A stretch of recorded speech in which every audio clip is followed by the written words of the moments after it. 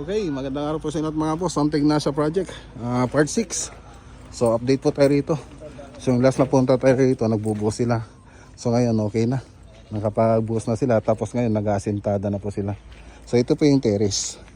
Tapos living room, dining, tapos kitchen. So dire-diretso po yan.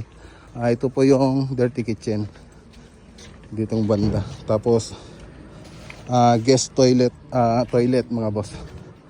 Yan, tapos dito room 1. Ito po yung room 1. So nakikita po na yung floor plan ng bahay, no. Room 1, tapos toilet and bath hallway, tapos room 2, tapos ito yung master bedroom.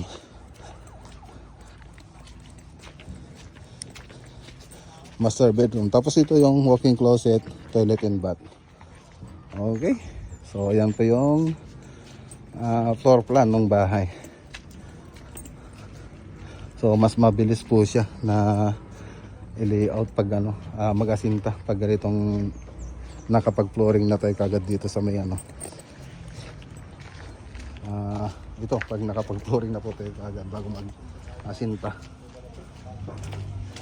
Yan, so i-update naman natin yung kabilang project mga boss. So abangan nyo na lang po yung next video na ito.